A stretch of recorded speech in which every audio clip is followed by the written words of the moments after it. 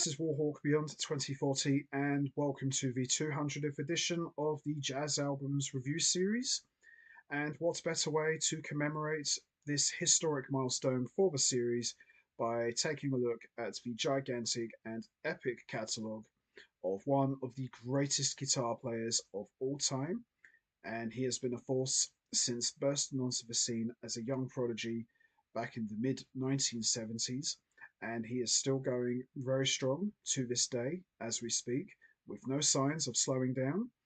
And throughout his celebrated career in the last 50 years, he has put out some of the greatest music ever made, and he has inspired and influenced generations of musicians and is considered by many to be one of the true legends of guitar playing.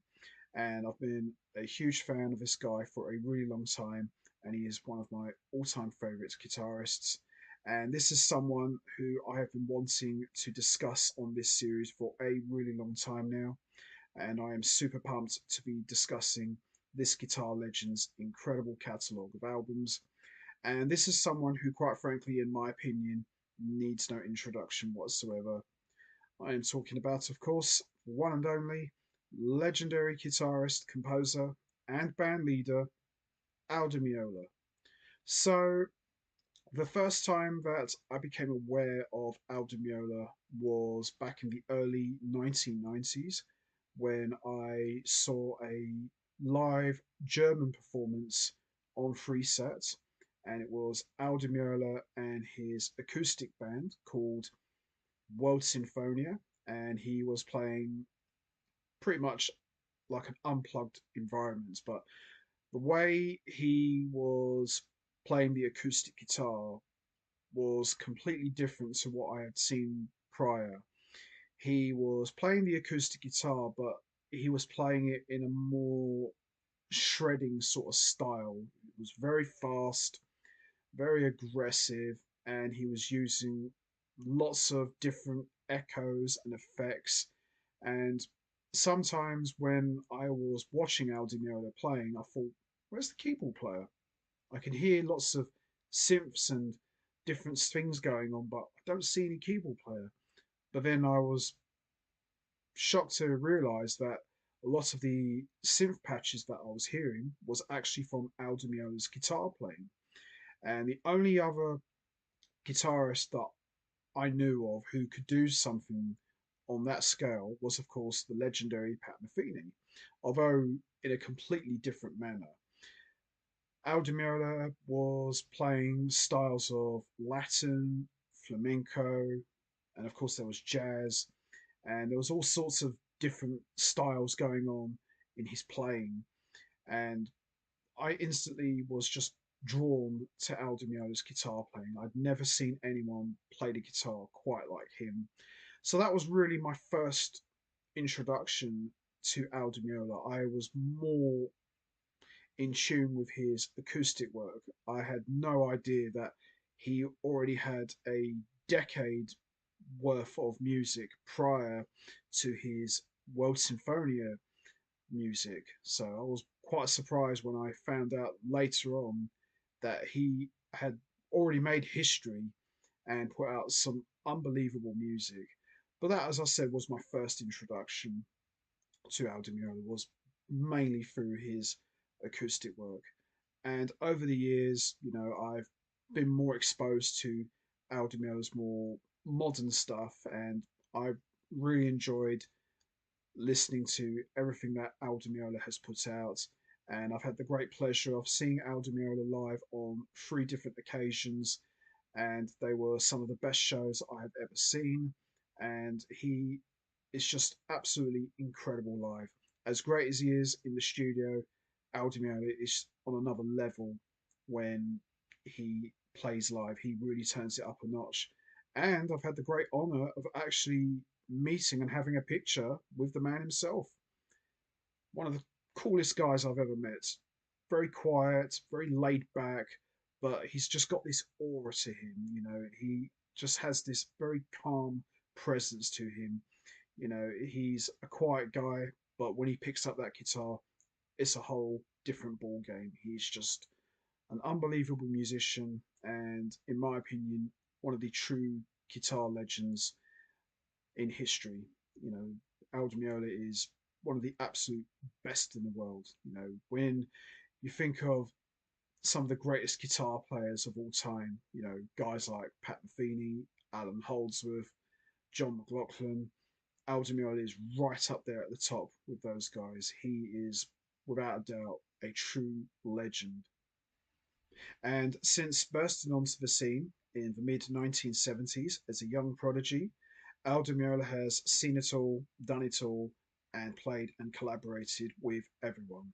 He has played with artists such as Chick Corea, Stanley Clarke, Larry Coryell, Steve Winwood, Barry Miles, John McLaughlin, Paco de Lucia, Jan Hammer, Jean-Luc Ponty, Steve Vai, Derek Sherinian, and Carlos Santana, to name a few. And he has also co-led the guitar trios with Paco de Lucia and John McLaughlin, and Borelli Legren and Larry Coryell, and also the right of strings with Stanley Clarke and Jean-Luc Ponty. And aside from his collaborations, Aldo Meola has also led his own bands, such as the Aldo Meola Project and Aldo Meola World Sinfonia, both serving as electric and acoustic vehicles for his music. And of course, Aldo Meola is best known for his legendary association as a member of the classic Return to Forever lineup with Chick Corea, Stanley Clarke, and Lenny White. And they made some of the greatest music ever in the history of the jazz fusion genre. And Aldo Meola, much like John McLaughlin, really helped change the game and redefined what it meant to play the guitar. And as I said, Aldo Meola is considered to be one of the greatest guitar players of all time. And when you hear Aldo Meola, you know straight away it's him, as he has a very unique and recognizable sound that is instantly known worldwide. His music combines technical mastery, complex compositions, and influences of jazz, rock, Latin, classical, new age, and chamber to create his own unique sound. Aldo Meola is one of the greatest and most fastest technicians on the planet, and there is nobody else that sounds quite like Aldo Meola. Aldo Meola is in a league of his own, and there are very few guitar players out there who can match him note for note. Aldo Meola is one of the all-time greats of the guitar. So for the 200th edition, I am going to be discussing Aldo Meola's entire catalogue of albums, which is a total of 27 studio recordings. And as always, I am going to be talking about each album individually, and I'll be choosing which one I think is the best one. This is a massive challenge, probably the biggest challenge I have had on this series. I have just finished listening to Aldo Meola's entire catalogue of albums, and I can honestly tell you now there is some amazing music. And as I said earlier, for the last 50 years, Aldo Meola has made some of the greatest music ever. There are albums that are legendary, there are some that are absolute classics, there are some albums that are underrated. There are a couple of albums that are maybe not as strong, not necessarily weak, but maybe not as strong as some of the others. There is one album in particular that is bizarre. I'll get to that one when I do. But what you'll learn to appreciate and respect with Aldo Meola as we go through his incredible catalogue is how much he has evolved from the day he came out as a young prodigy to where he is at the moment. You'll see as we go through how much he has changed in his guitar playing, in his sound, and in his music. You still hear that sound, you still know it's him, but it's different. You know, he's constantly evolving, he's constantly changing and adapting. And in a way, if you look at Aldo Meola's entire catalogue, when you go through all of the albums, Aldo Meola has had different periods. He's had different stuff going on in his career. You know, he's almost in a way had multiple careers. You know, you've got the electric blazing fusion career, you got the acoustic atmospheric career, and you've got like an almost classical chamber career. So he's got multiple different careers and various styles of music, but it's all Aldo Meola. You know straight away it's him, but it's different, you know, and it's quite amazing, you know, how Aldo Meola has changed so much from the day he burst onto the scene as a member of the classic Return to Forever lineup to where he currently is right now. It's an amazing journey. But as I said, Aldo Meola has made some of the greatest music ever. And, you know, obviously, you know, there are some periods of his career that are probably better than others, but Aldo Meola has had an amazing and stellar career. So we're going to start with the first album, and this one came out in 1976, and this one is called Land of the Midnight Sun. So Land of the Midnight Sun is the debut album from Aldo Meola, and for my money, this is one of the greatest albums ever in the jazz fusion genre. It's an absolute classic, and this was the one that really helped set the tone for what Aldo Meola was going to be all about. And it also helped set the stage for his now legendary solo career. And wow, just an absolute masterpiece. And Aldo Meola put this album out while he was still a member of Return to Forever, and it was a game changing moment. This album was hugely successful and really opened everybody's eyes wide and really paid attention to Aldo Meola, the guitarist. Holy smokes. And you look at the names that are on this album.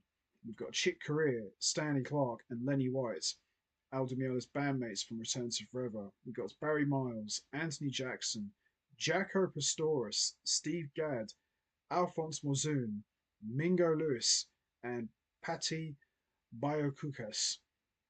Some stellar names on this album, and this one really doesn't disappoint at all.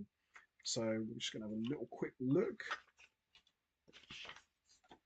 So all of the compositions, with the exception of two, are written and composed by Aldo Meola. So we've got a classical piece by J.S. Bach. We've got one composition from Chick Corea, and we've got one from Mingo Lewis. A very tasty player, Mingo Lewis, just a very fiery percussionist.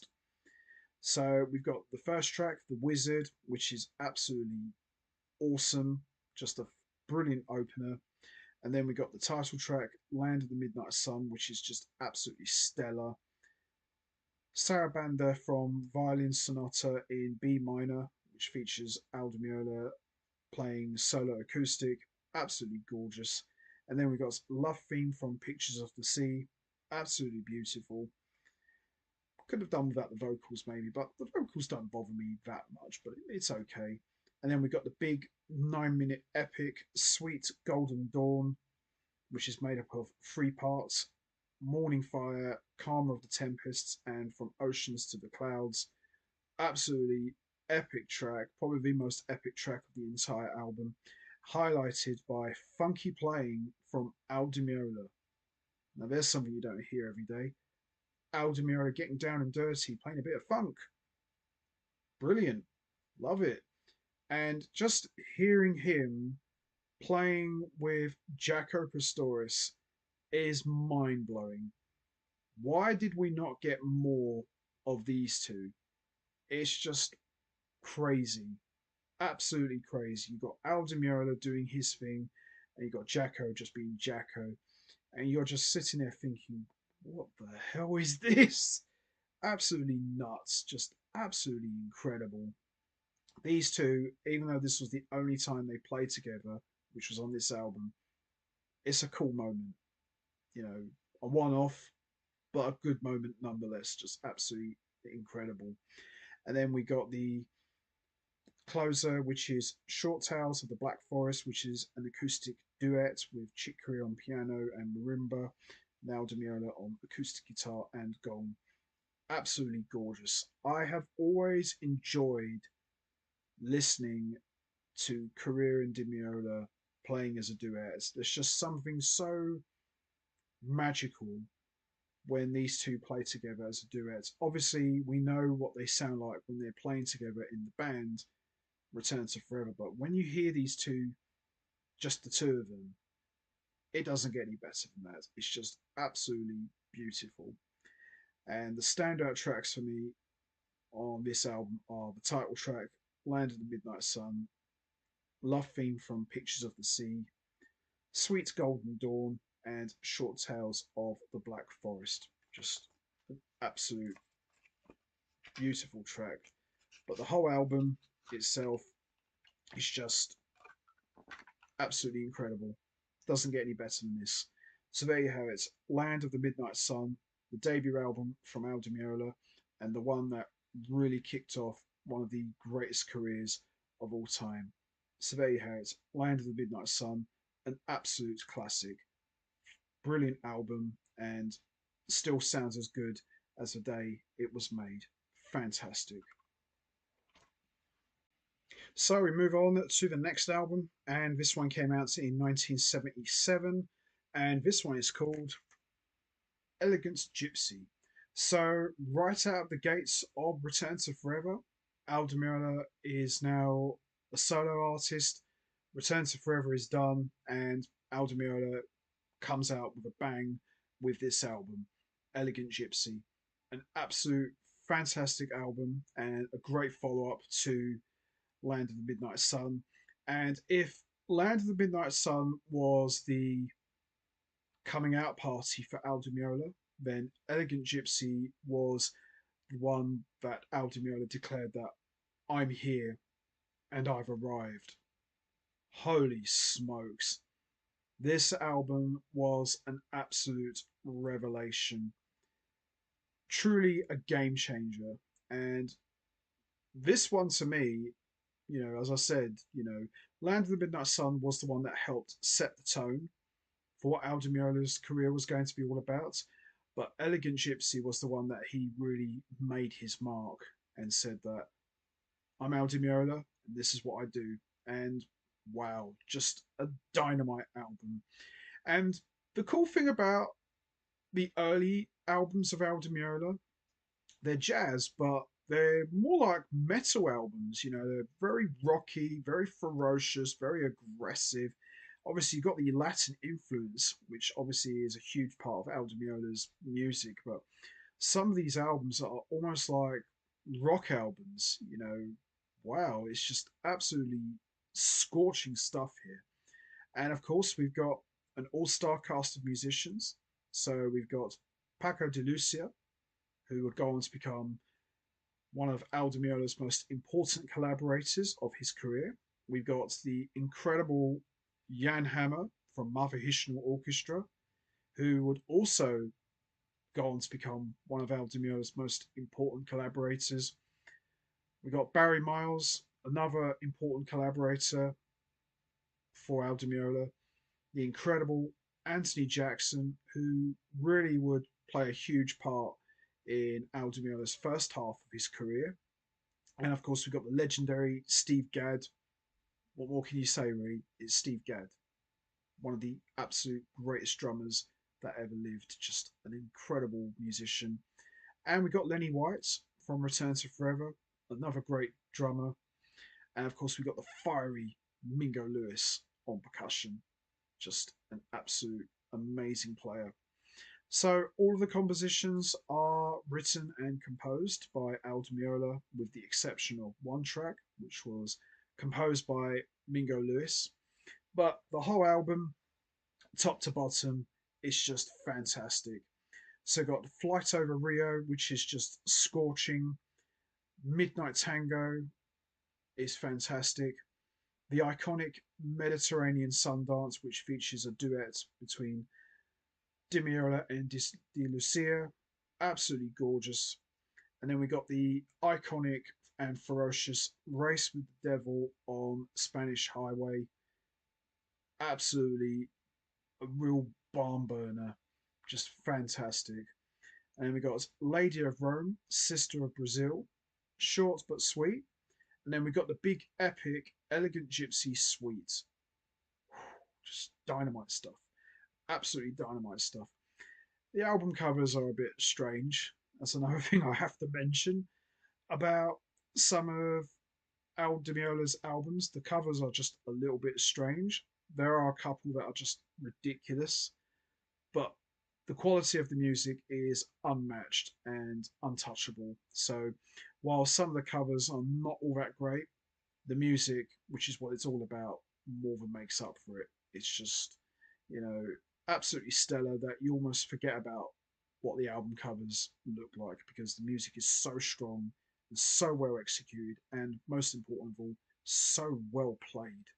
Holy cow. I have to say though, Al Di Meola and Jan Hammer work really well together. You know, it's quite a tasty band you got there. Di Meola, Anthony Jackson, Steve Gadd, and Jan Hammer, and Mingo Lewis as well. Quite a tasty band you got there. And that would be pretty much Di Meola's main band for the first half of his career. Some dynamite players.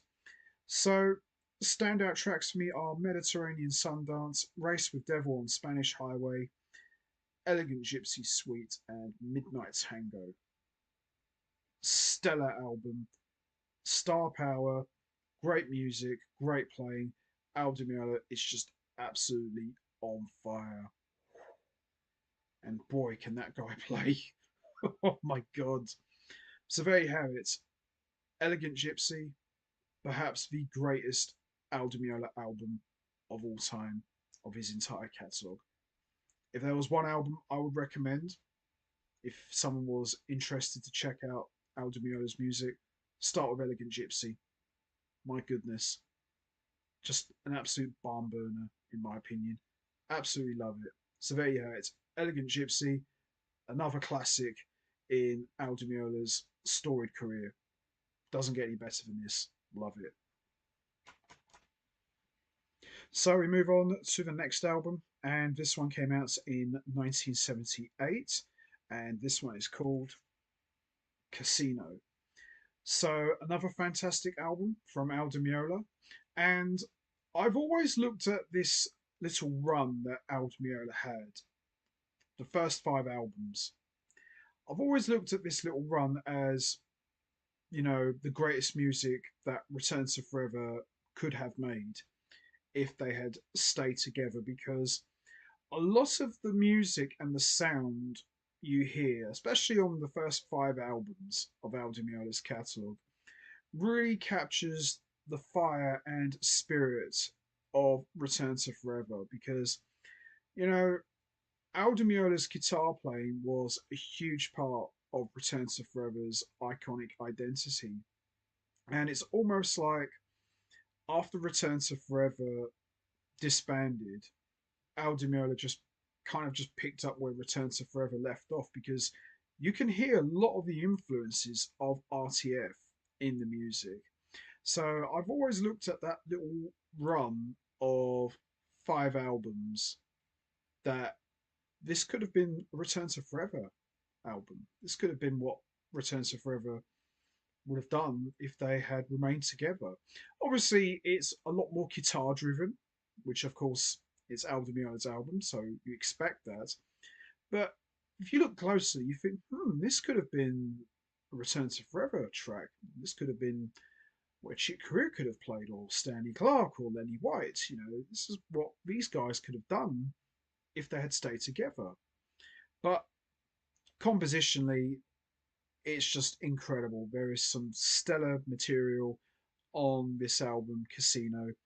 Yeah, the album cover is a little bit daft, but quality wise, the music is just top notch.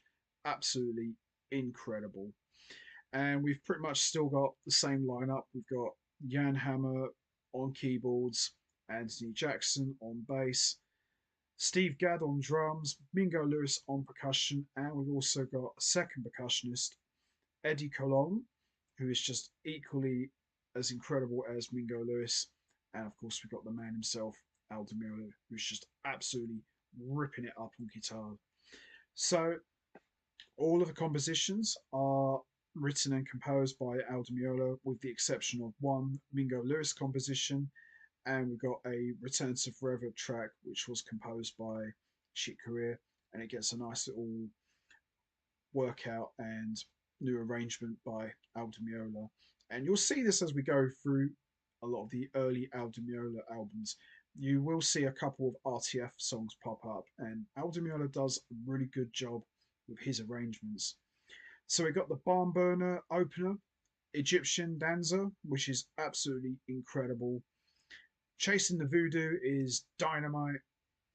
Dark Eye Tango is great. Return to Forever's See No Mouse is just absolutely incredible. Fantasia Suite for two guitars, which is made up of four parts. We got Viva la Danzarina, Guitars of the Exotic Isle, Rhapsody Italia, Bravotto Fantasia, just absolutely incredible. And then we got the 9-minute epic, the title track Casino. Tremendous album, lots of fire, lots of energy. Al Di Meola on top form. Steve Gadd, his drumming is just so tasty. It's so good. He's got such a unique way of playing, and to me, his drumming really was a big part of Al Di Meola's early albums. He just absolutely kicks ass on these albums, and Di Meola and Gadd together was just magic. And what a band he had here. Just incredible. Absolutely incredible. Just magic with these guys.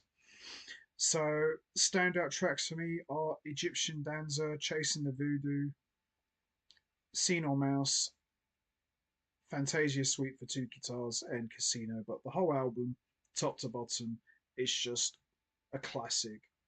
These early albums of Al Di Meola are just off the charts, and he is just on fire. I swear to you, if Al Di Meola plays any more faster, the whole place is going to catch fire. Just an amazing guitar player. So there you have it, Casino, another fantastic album from Al Di Meola. What a classic. Love it. So we move on to the next album, and this one came out in 1980, and this one is called Splendido Hotel. So another fantastic album from Al Di Meola, top to bottom, absolutely incredible. But there is one track I could have done without, which is a vocal track, and it features Al Di Meola singing. I don't know whose idea that was, who said to Al, "Hey Al, why don't you do a vocal track?" Okay, you should sing. Yeah, all right then. Not a good move. This is a jazz fusion album. We don't want to hear vocals. We want to hear blazing guitar playing, unbelievable musicianship. That's what we're here for. Now, some of the earlier albums did have vocals, but Al Di Meola wasn't singing, and it was someone else. And those vocal tracks weren't too bad. Al Di Meola is one of the greatest guitar players of all time, but unfortunately for him, he is not one of the greatest singers of all time. Al, we love you, but stick to the guitar playing and leave the vocals to the singers. Thank you very much. Now, aside from that one vocal track, the rest of the album is really good. It's a really good album. And of course, just like all the other albums, we have got a stellar cast of musicians. So we've got Chick Corea, Les Paul, Jan Hammer, Steve Gadd, Anthony Jackson, Mingo Lewis, Philip Saiz, an incredible keyboard player, Robbie Gonzalez, Tim Landers, an amazing bass player, Eddie Colon, Peter Canavozzi, the Columbus Boy Choir and String Quartet, which features David Campbell, Carol Sheave, Dennis Karmzin, and Raymond Kelly. Pretty good collection of names there, if I do say so myself. So we have got the opener, Alien Chase on Arabian Deserts. Absolutely amazing opener. Some of these early Aldo Meola albums have got some unbelievable openers. Whew, just fantastic. Then we got Silent Story in Her Eyes, which is great. Roller, Jubilee is brilliant. Two to Tango is great. Aldi's Dream Theme is absolutely incredible. Dinner Music of the Gods is excellent. Splendido Sundance, which is like the sequel to Mediterranean Sundance, it's absolutely gorgeous. I Can Tell, which is the vocal track, which features Aldo Meola singing. Yeah, I can live without that, quite frankly. Not a great track, just weird, and just has no place on the album whatsoever, and just doesn't fit. Spanish Eyes is excellent, and we've got the 11-minute epic Issafahan, which was composed by Chick Corea. It's got the string orchestra. Absolutely gorgeous, absolutely beautiful. Probably the best track of the whole album, in my opinion. Just absolutely beautiful. And then we got the short Bianca's Midnight Lullaby, which is great. But top to bottom, it's an excellent album, apart from the vocal track, which I could have lived without. But the rest of the album is just classic Dimiola. And the standout tracks for me are Alien Chase on Arabian Desert, Two to Tango, Aldi's Dream Theme, Spanish Eyes, Issafahan, just stellar stuff. Just absolutely stellar stuff. Yeah, the album cover's a little bit weird, but what can you do? But it is what it is. But musically, this album is excellent. Absolutely brilliant.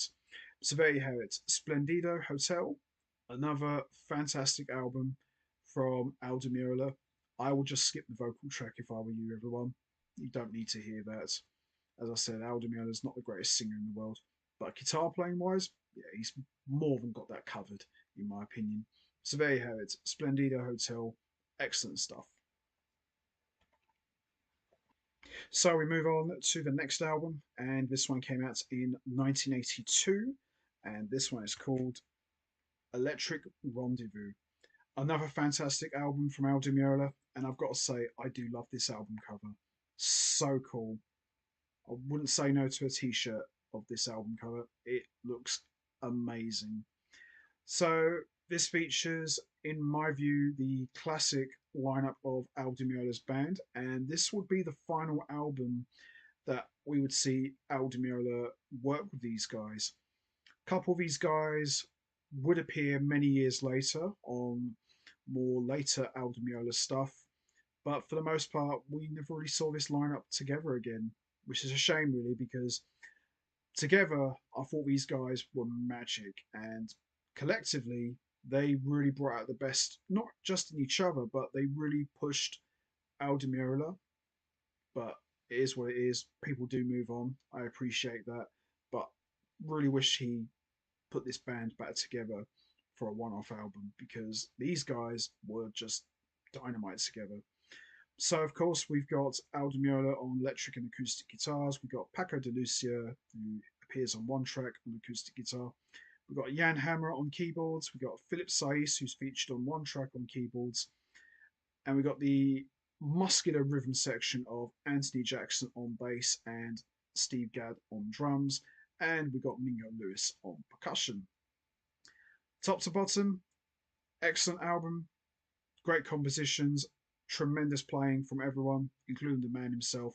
Just an all round great album. So we've got Godbird's Change, which is a great opener. Then we've got the title track, Electric Rendezvous, which is excellent. We've got the beautiful Passion, Grace, and Fire, which is just absolutely amazing. And that would get put out as an album many years later with Dimiola and John McLaughlin and Paco de Lucia of that same name. Just absolutely gorgeous. Dimiola and de Lucia is just acoustic magic, just absolutely beautiful stuff. Then we've got Cruising, which is great. Black Cat Shuffle is great. Ritmo de la Noche, which is brilliant. The short Somalia is great, and Jewel Inside a Dream. Top to bottom, just absolutely tremendous stuff. And the standout tracks for me are Godbird Change, Electric Rendezvous, Passion, Grace and Fire, Black Cat Shuffle, and Jewel Inside a Dream. Absolutely incredible album from top to bottom. And this would pretty much mark the end of the big fusion ferocious run that Al Di Meola had when he came right out the gates of Return to Forever. The first five albums from 76 to 82 is just a legendary run of incredible music. On the next album, Al Di Meola would start to transition and go in a completely different direction, but this run from 1976 to 1982 is just untouchable, just absolutely untouchable. And all due respect, but the later albums they're still good, but don't think he was able to recapture that magic that he had from that run. Occasionally, there might be some little moments that harken back to that run, but ultimately, he never really went back to that ever again. But boy, oh boy, what a run that was! 5 albums of magic and sheer badassery, in my opinion. So there you have it. Electric Rendezvous, excellent album from Al Di Meola, equally as good as the previous ones. Just fantastic, and this pretty much would like mark the end of that run. But boy, what a way to go out, though, in my opinion. And we got a cool cover as well, so it's all good. So there you have it, Electric Rendezvous, excellent album. So we move on to the next album, and this one came out in 1983, and this one is called Scenario. In my honest opinion, Scenario is probably the weakest of the entire catalogue, but that doesn't mean that this album didn't have some good tracks, which there is. There's some really good tracks. But when you look at the first 5 albums from 1976 to 1982, what a run of albums. Every single album a classic. But then when you get to Scenario, it just sounds like it does a U turn. You think, oh wow, I love those first 5 albums. I can't wait to hear the next one. And then when you hear it, you're like, huh? What's this? The production's not that great. You know, there's too many keyboards, too many sequencing, drum machines, and it's got a very typical 80s sort of sound to it. And don't get me wrong, I love the 80s. Lots of great stuff came out of the 80s. But unfortunately, this was not one of them. It's an Al Di Meola album in name, but would I have known that? The guitar playing's there. The guitar playing's great, but it sounds more like something for Miami Vice. It sounds like a Miami Vice soundtrack, which, as we all know, Jan Hammer scored for that television show and achieved international success. And I love Jan Hammer. He's an amazing keyboard player, one of the greatest of all time. He was a huge part of the sound of Mother Hishnell Orchestra.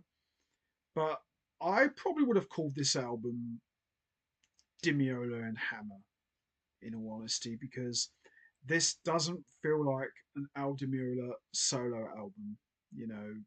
It's just a duo album, a duo project, which is a shame, really, because Al Di Meola and Jan Hammer together is magic, but they seem to kind of miss the mark here a little bit. But as I said, this is not me panning this album. It's a good album, but when you look at what came before, yeah, it comes off a little bit short. But it's not just Al Di Meola and Jan Hammer. We've got some other notable guests on this album, and some big guests we got here. We got the legendary Phil Collins on drums, who's featured on one track, and we got the classic 80s King Crimson rhythm section of Tony Levin on bass, and Bill Bruford on drums. Now, why couldn't we've had a band album with Aldo Meola, Jan Hammer, Bill Bruford, and Tony Levin, or Phil Collins? Now, that would have been something. If we had a whole album of a band with those guys, then we would be having a very different conversation. But they're only on one track each.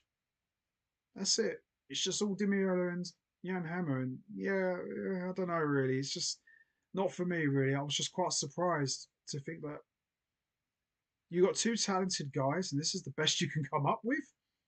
What the hell? Where's Gad? Where's Anthony Jackson? Where's Mingo Lewis? But it is what it is. But the whole album, top to bottom, it's okay. But I wouldn't put this as one of Valdemiola's best, if I'm truly honest. So we've got Matahari, which is pretty decent. We've got African Night is pretty good. Island Dreamer with Phil Collins, absolutely fantastic. Then we got the title track Scenario, which is pretty good. And we got Sequencer, which is pretty decent. And then we got Kakahacha, this is good.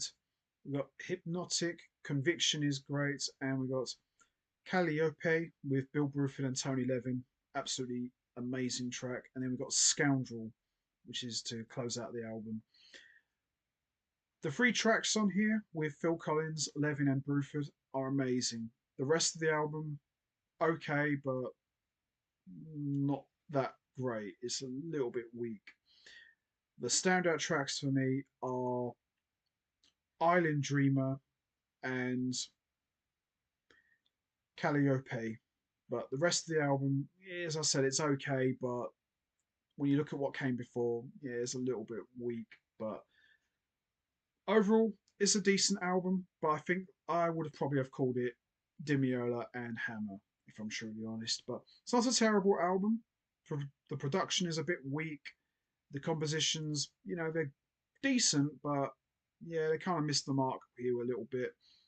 I don't think this is an album I'll be revisiting anytime soon. But guitar playing wise, oh, it's absolutely tremendous. But yeah, I would have preferred if they turned this into a band. Maybe we could have had a different conversation. So there you have it. Scenario, not one of the best Aldo Meola albums. Probably the weakest of the catalogue.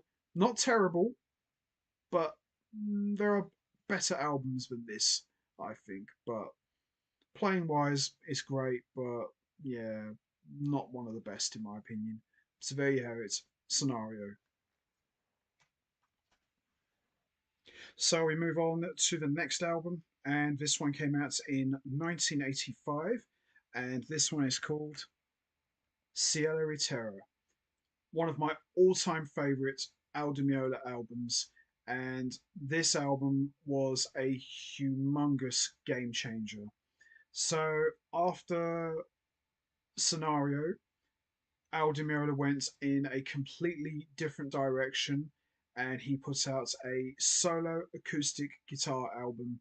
And wow, this album is fantastic. One of my all time favorite albums from Aldo Meola and one of my favorite solo guitar albums ever. It's just fantastic. Massive improvement from Scenario. The production is excellent. The sound is crisp. Wow.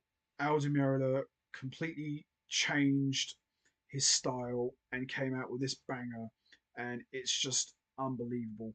And this album, Cielo e Terra, really showcased a different side to Aldo Meola's guitar playing. So the first 5 to 6 albums, we saw how fast Aldo Meola can play with his technical prowess and his ferocity on electric guitars. And occasionally on some of those albums, you'll get the odd solo acoustic track. But with Cielo e Terra, we get a whole complete solo guitar album.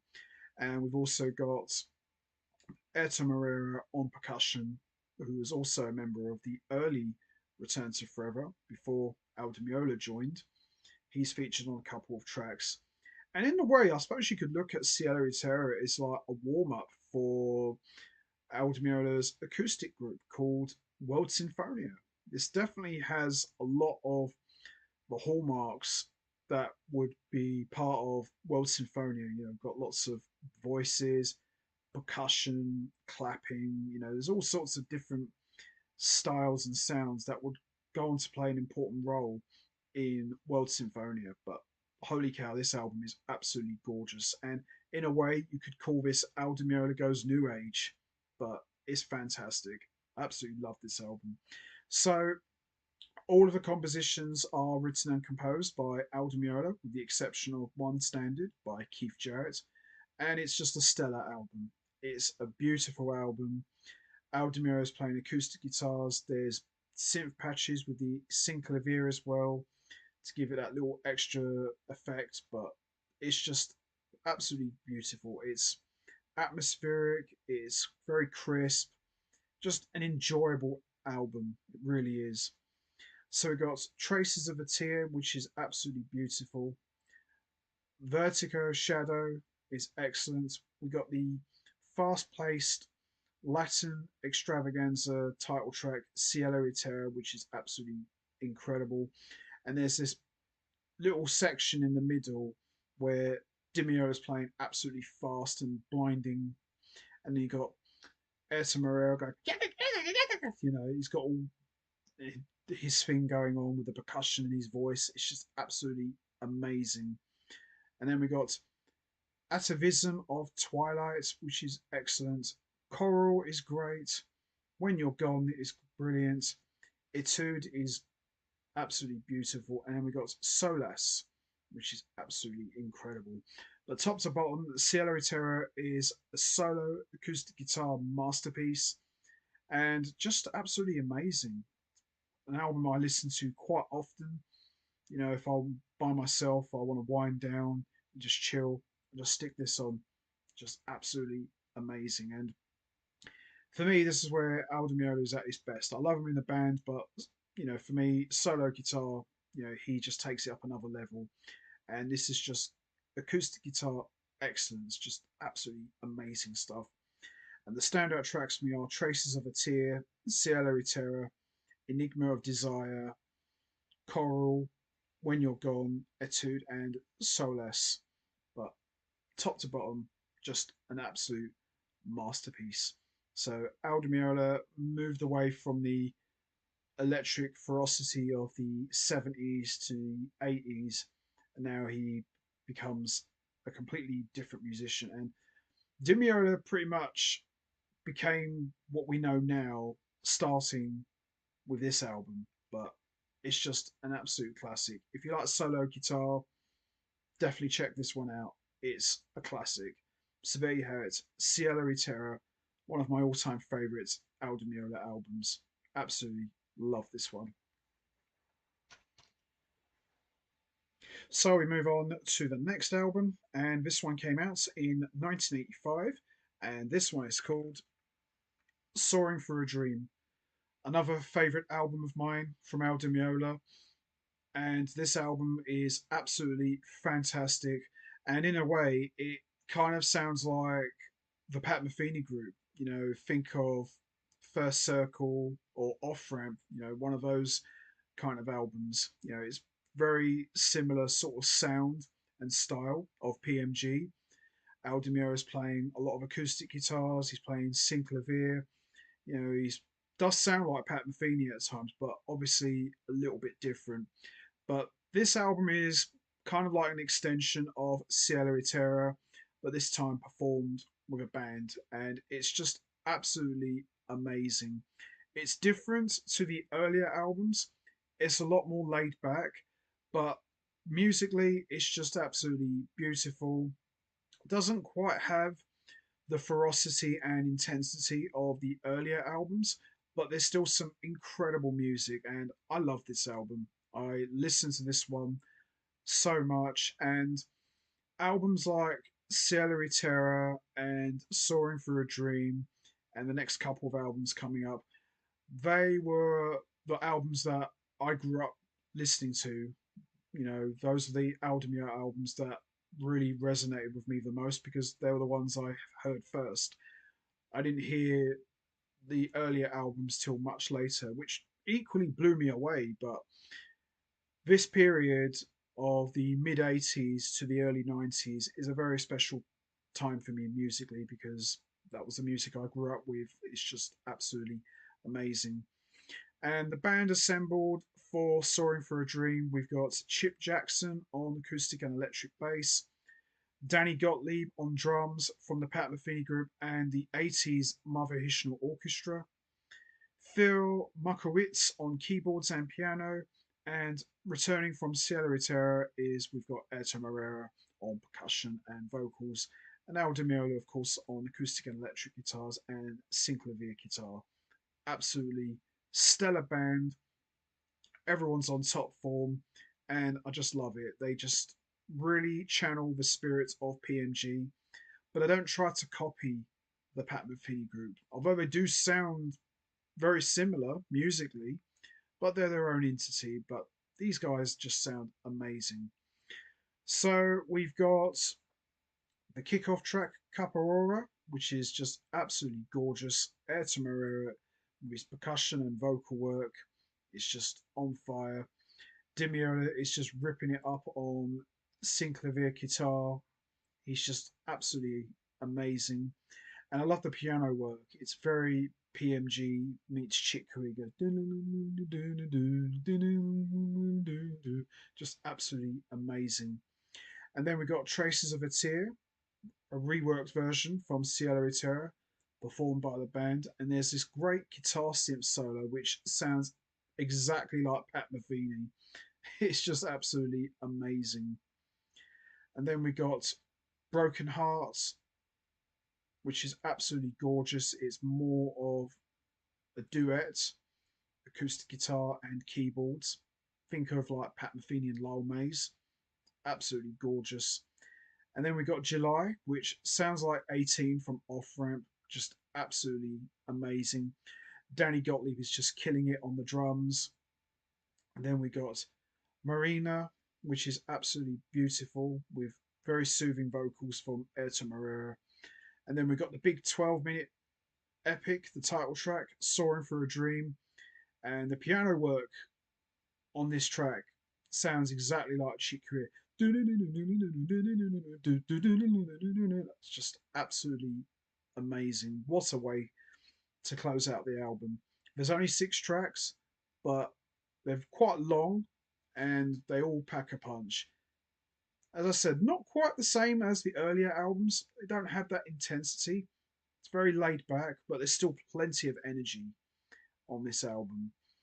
And the standout tracks for me are Caparora, Traces of a Tear, Broken Heart, July, and Soaring Through a Dream. Marina's okay, probably the weakest of the 6 tracks, but it's still okay.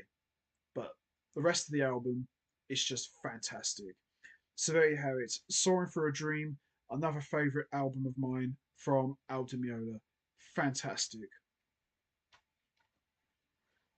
So we move on to the next album, and this one came out in 1987, and this one is called Terame Su. Another favourite album of mine from Aldo Meola. Not really one that I listen to that often. I kind of listen to some of the others, maybe just a little bit more. But when I do listen to this one, it's very enjoyable. There's some really good tracks on this one and some incredible playing from Aldo Meola. And he kind of brings some of that old classic energy from the earlier albums, but there's still quite a lot of the acoustic flamenco style of playing that Aldo Meola is doing going forward. And it's very enjoyable. And I do like this album quite a lot. And it's not as intense as Soaring for a Dream, probably a lot more laid back than Soaring for a Dream, but still very enjoyable. It's a really good album. So, assembled for this album, we've got Aldo Meola on guitars, we've got Jose Renato on vocals, Kaja on keyboards, Anthony Jackson on bass, Harvey Schwartz on acoustic bass, Tom Brecklin on drums, unbelievable drummer, and Mino Sinelu on percussion. A stellar band, All compositions written and composed by Aldo Meola, with the exception of one track, which is a Chick Corea composition, and it's a RTF track, which is reworked by Aldo Meola, and it's just absolutely kick-ass. So we've got Beijing Demons, which is excellent. Arabella is great. Smile from a Stranger is brilliant. Rhapsody of Fire is excellent. Song to the Pharaoh Kings from Return to Forever is just burning, absolutely burning. Andonia is great. Marabar is great. Song review is excellent, and the short and very strange Tiramisu Part 1. No Part 2. Just sounds like just a track they stuck on the end. Yeah, we'll just put that at the end. It's not very long, it's about a minute. It's okay, but it just doesn't go anywhere. Not entirely what the story was with that. But the rest of the album is excellent. And the standout tracks to me are Beijing Demons, Smile from a Stranger, Rhapsody of Fire, Song to the Pharaoh Kings, and Song with a View. Top to bottom, tremendous album, very enjoyable, and more or less a continuation of Soaring Through a Dream, but still a great album nonetheless, and some really good playing from Aldo Meola, and nice to hear him pulling out the electric guitar again and just ripping it up as only he can. So there you have it. Tiramisu, another favourite album of mine from Aldo Meola. Not one that I listen to often, but when I do, always enjoy it. So there you have it. Tiramisu. Excellent stuff. So we move on to the next album, and this one came out in 1981, and this one is called Kiss My Axe. So, Kiss My Axe, another favourite album of mine from Aldo Meola. And after many years of playing acoustic guitar, Aldo Meola returns with a vengeance and pulls out the electric guitar once more. And the results are very rewarding, very satisfying. And there's kind of like this balance of the electric stuff and the acoustic stuff. So we kind of get like the best of both worlds. And Aldo Meola brings back some of the raw energy of the earlier stuff and just applies it to the modern sound that he's got going forward. And it's a really good album. I really love Kiss My Axe, one of my all-time favorites. But I would not be talking about Kiss My Axe if I didn't address the album cover. Now, don't get me wrong, I do love seeing a hot lady not wearing much. It's very nice. But it's not what you want to see for a jazz fusion album. And we've talked about this before, you know, some of the earlier Aldo Meola album covers are just outright ridiculous, and some of them are just completely daft. This one is not daft, it's just unnecessary. I'm not really sure what the motivation was for this, but all due respect to the lovely lady on the cover, if we could just take her out and just keep Aldo Meola, there wouldn't be a problem. You know, it's all about the music at the end of the day. She's very attractive, but yeah, I could have done without it. She's nice, but it's not really what you want. Weird album cover aside, musically, it's very strong. It's kind of like an extension of what Aldo Meola started with Soaring Through a Dream. It's kind of got that Pat Metheny sort of style of sound. Does sound like PMG, but it's amazing. It's a really good album, in my opinion. And we've got a great cast of musicians. We've got Barry Miles on piano, Rachel Zed from Steps Ahead. I love Rachel Zed. Just an amazing keyboard player. Loved her playing with Steps Ahead. Anthony Jackson is back on bass. You know it's always a good day at the office when you get Anthony Jackson on the album. You know you're in safe hands. We got Tony Shear on electric and acoustic bass. We've got Richie Morales on drums, the amazing Omar Hakim on drums, and we got Artu Tuchiboyakan on percussion, who would go on to be Aldo Meola's bandmate in World Sinfonia.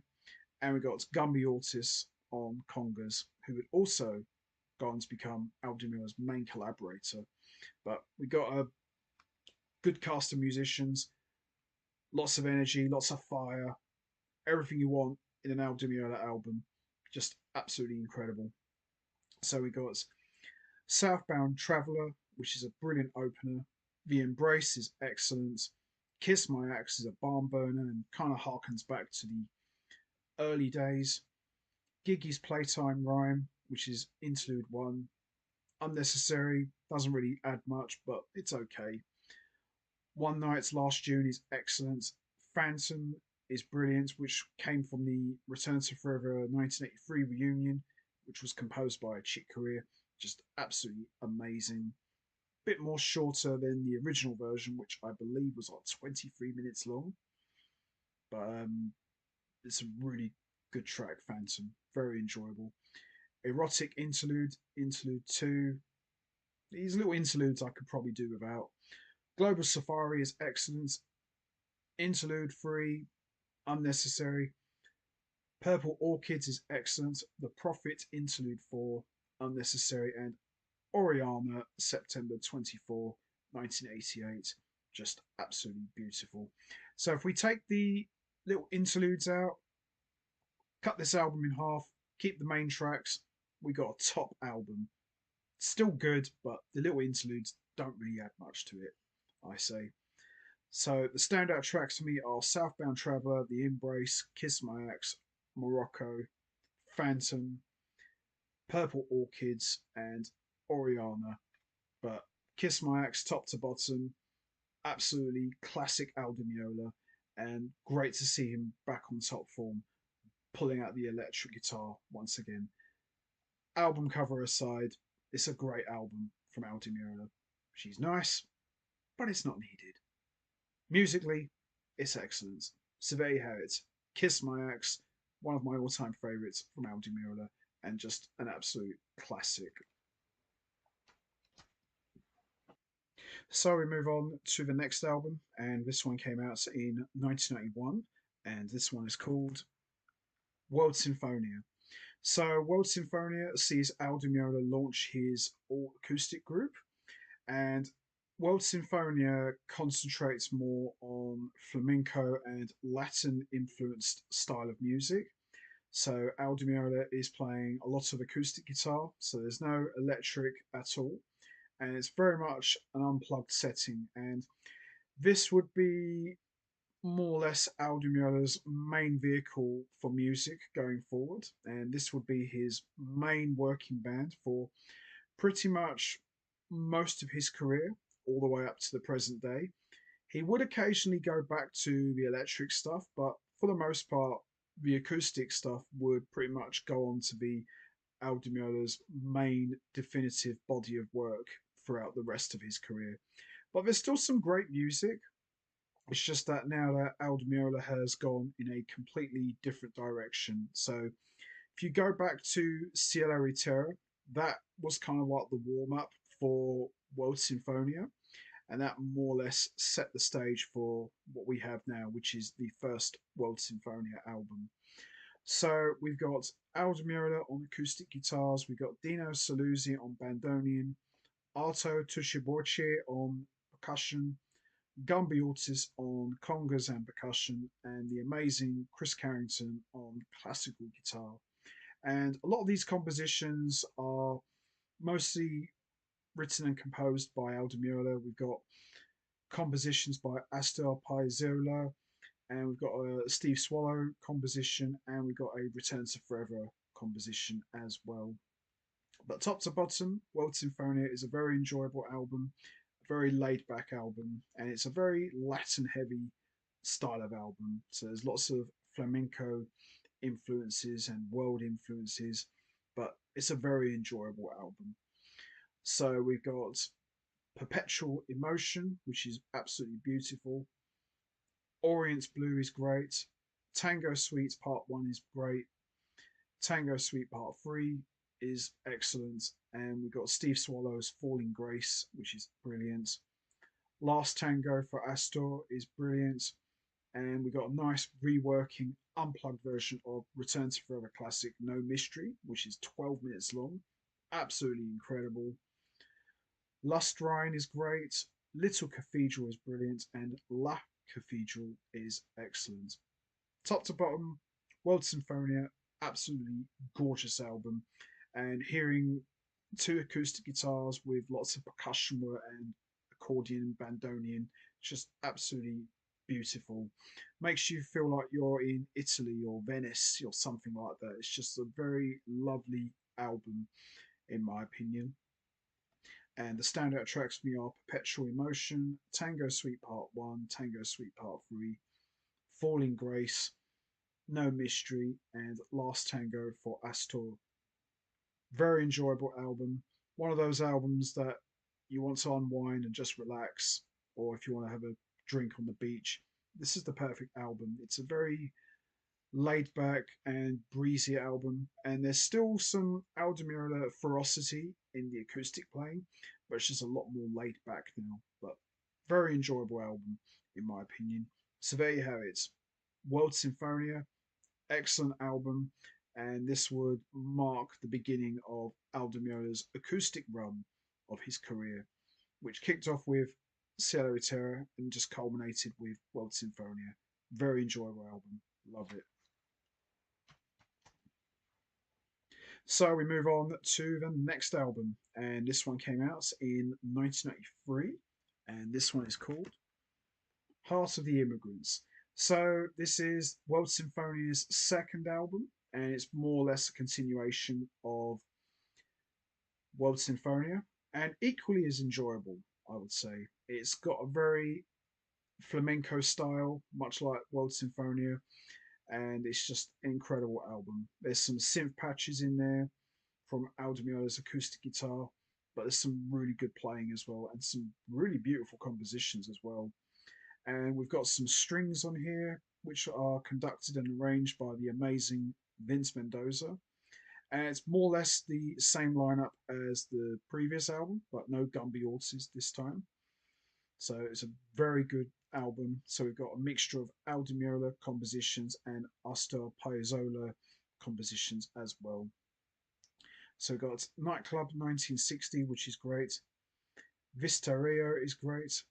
Carousel Requiem is brilliant. Tango 2 is great. Under a Dark Moon is brilliant. Bordel 1900 is great.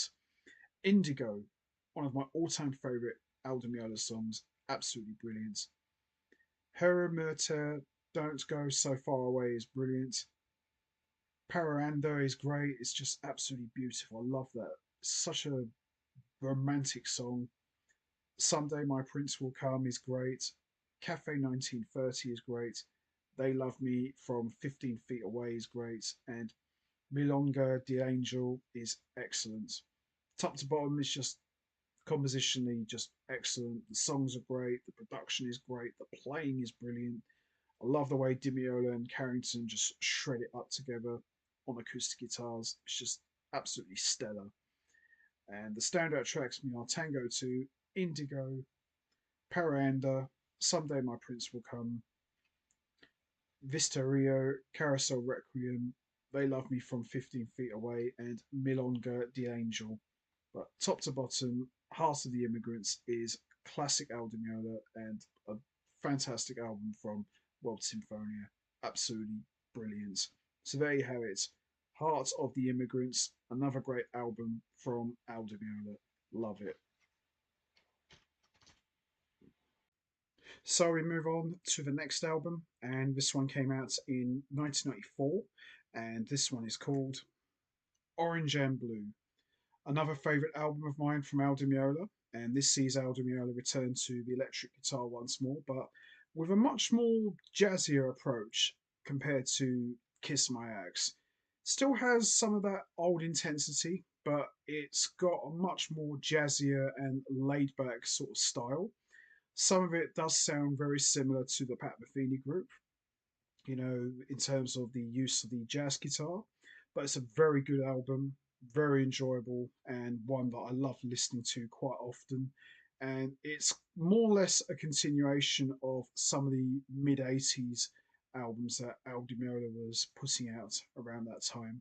But very good album, and one that I love listening to quite often. And it's probably the most jazziest album of the entire catalogue, but still a very good album.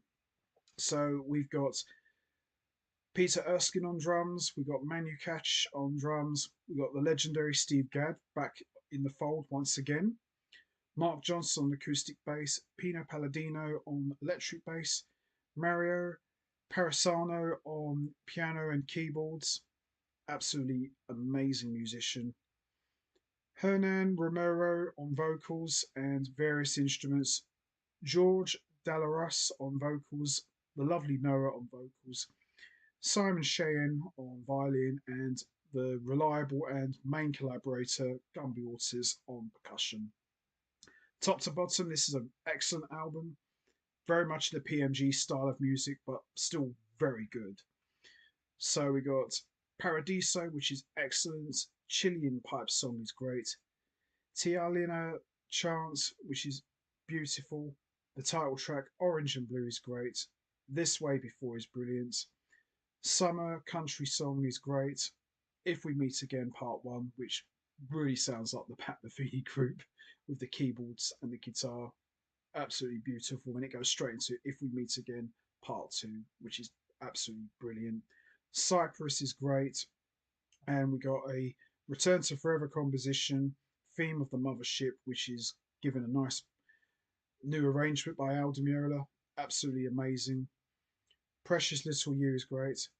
Casimir is great. And On My Own is great. And one thing I've noticed as you go through Aldo Meola's catalogue of albums, the albums have a lot more material. They start to get longer, whereas the earlier albums, they were quite short. They were like 30 plus minutes, maybe 40 at the most. But as you go through to the later albums throughout the 80s all through to the 90s up to now, there is a lot of material, and some of these albums are really long, but there's some great playing and there's some great stuff on here, and it's very enjoyable. But some of these albums are quite long, I have to admit, but that doesn't take away from the quality. It's just some of it is a little bit long. Maybe they could have done with maybe a little trimming, but still very good stuff. So standout tracks for me are Paradiso, Chilean Pipe Song, Orange and Blue, If We Meet Again Part 1, If We Meet Again Part 2, Cyprus, Theme of the Mothership, and On My Own. Love this album, Orange and Blue, one of my all-time favourites from Aldo Meola. Absolutely fantastic, and a nice treat to hear Aldo Meola playing with Steve Gadd once again, and also with the iconic rhythm section of Mark Johnson and Peter Erskine. Those two have worked with so many different musicians, but it's nice to hear them playing with Aldo Meola as well. It's just different. So there you have it, Orange and Blue, another favourite album of mine from Aldo Meola. Excellent stuff, and probably the most jazziest album of Aldo Meola's entire catalogue. Love it. So we move on to the next album, and this one came out in 1996, and this one is called Dimiola Plays Piazzolla.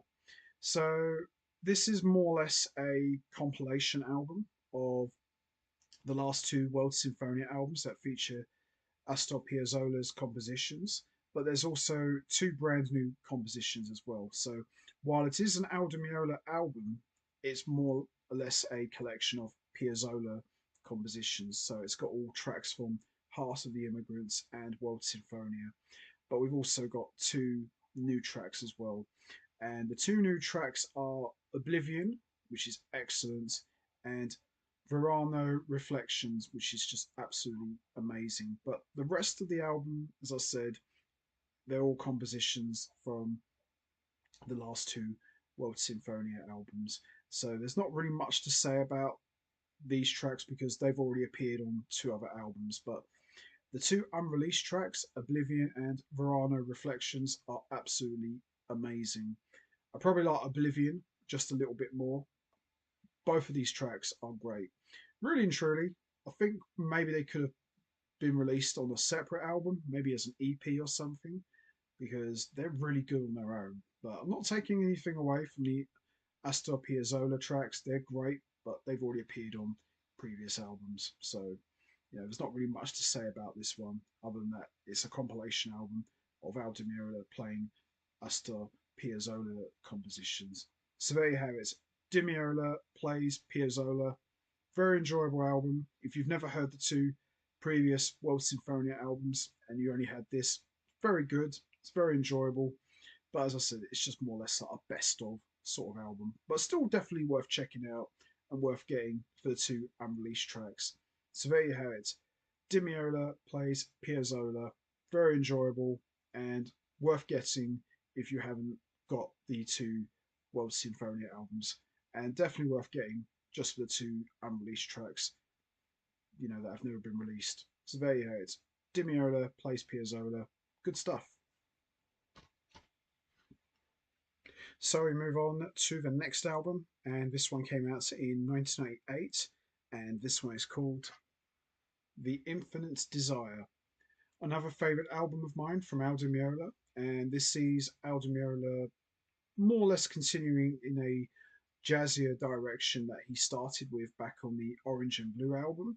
But there's still some classic electric Al Di Meola intensity of the earlier stuff. But this is still a very laid back album, and it's more or less a balance of the electric stuff meets the acoustic stuff with lots of world influences. But a very good album, very laid back. There are a couple of tracks that are quite intense, but this is a very jazzy album with some world influences, but very good album. Really like this one a lot. So we got Al Di Meola on acoustic and electric guitars, and fretless bass and trumpet, and accordion, organ and vocals and percussion. We've got Ernie Adams on drums, Pino Danili on vocals, Peter Erskine on drums, Herbie Hancock on piano, Tom Kennedy on bass, Gumby Ortiz on percussion, Mario Parasano on keyboards, the legendary John Patitucci on acoustic and electric bass, Steve Vai on guitar, and Rachel Zed on keyboards. Great album, top to bottom. Some really good material on here, and absolutely love this one. And just a very laid back album, but a very haunting album as well. But good album, very, very good album. And some of it is a little bit on the techno side. There's some sequencing, but still very good. It's a very well balanced album. So we got Beyond the Mirage, which is a great opener. Shaking the Spirits is great. Vizzini is great. In My Mother's Eyes, Memory of Teresa is great. The title track, The Infinite Desire, is great. Invention of the Monsters is great. Istanbul is great. Azura, which is absolutely beautiful. Big Sky Azura is great. And the reworking of Al Di Meola's classic composition from Elegant Gypsy. So we've got Race with Devil on Turkish Highway with Steve Vai guesting. Very good track, but you can't beat the original. The original one is just legendary, but it's a good version. It's a really good version, but you can't beat the original. Not even close. And we got Valentina, which is brilliant, and we got The Infinite Desire, which is a Pino Danili vocal version. But top to bottom, it's a really good album. It's a very enjoyable album, and John Patitucci and Peter Erskine just sound absolutely incredible. Herbie Hancock, enough said, one of the greatest ever. Tom Kennedy sounds great. Rachel Zed sounds great, and hearing Al Di Meola and Steve Vai ripping it up together is just a highlight, just an absolute highlight. And the standout tracks to me are Shaking the Spirits, Vizzini, The Infinite Desire, Azura, Big Sky Azura, Race with Devil on Turkish Highway, even though I do prefer the original, but still good, and Valentina. So there you have it. The Infinite Desire, another favourite album of mine from Al Di Meola. Not one that I listen to very often, but the few times that I have listened to it, very good. It's really enjoyable, and listening to all of these albums, you realise just how much music Al Di Meola has made, and there's a lot. But this one is very good. Doesn't get talked about that much, but it's definitely worth listening to. If you want to hear more of Al Di Meola's jazzier side of his playing. So there you have it. The Infinite Desire, very enjoyable album from Al Di Meola. Great stuff. So we move on to the next album, and this one came out in 1999, and this one is called Winter Nights. So, in a way, this is kind of like Al Di Meola's unofficial Christmas album, although it's more of a winter album, and it's got a great mixture of Al Di Meola originals, Christmas songs, and a couple of covers as well. And it's a really gorgeous album. It's really cool to hear this side of Al Di Meola. It's a very laid back album, and it's the perfect album to listen to during the winter time. And it's just a really lovely album, very enjoyable album, and perfect for those cold winter nights, and definitely worth listening to at Christmas time as well. Just a very good album. So we've got Al Di Meola on acoustic guitars, percussion, keyboards, multi-string harp, cajon, dumbeck, and tambour. And we've got Roman Heringvik on bandurria and Hern Romero on additional guitars, shaker, percussion, and additional percussion. That's a really good album.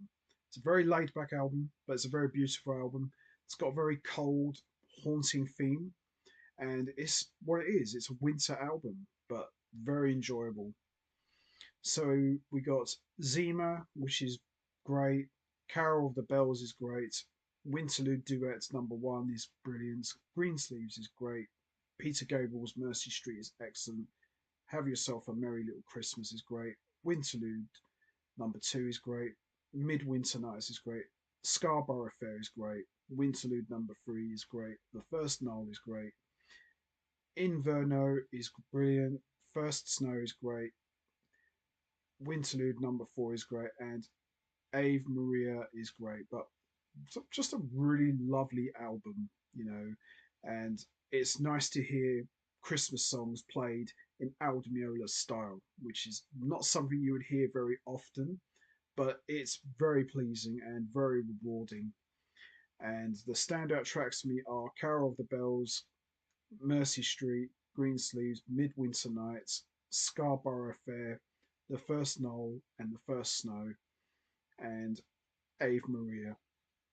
But top to bottom, it's a really lovely album and definitely worth checking out.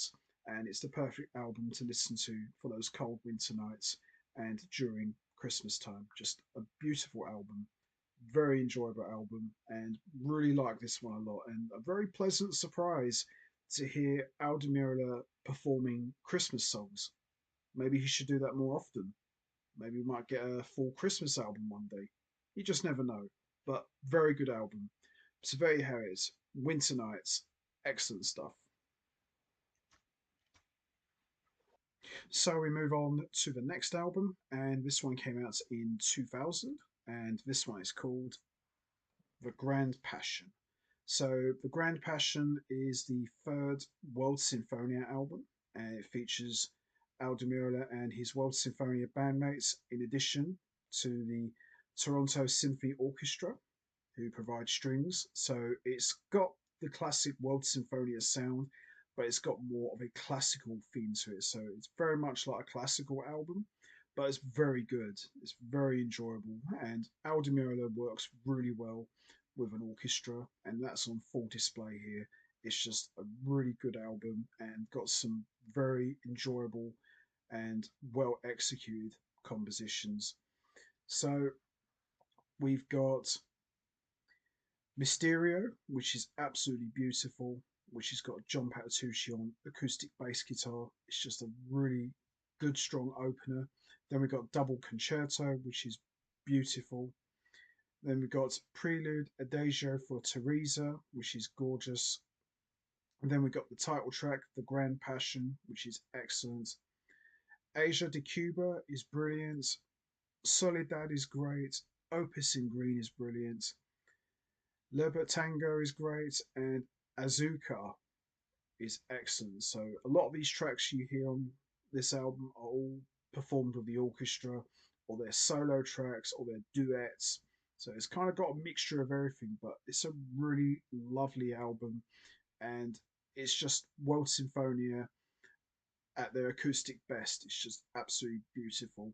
And we've even got some horns on here as well. We've even got like trumpets and sax as well, which is quite rare because you don't really hear saxophone and trumpet on an Meola very often. But it works really well here. It's not too overpowering.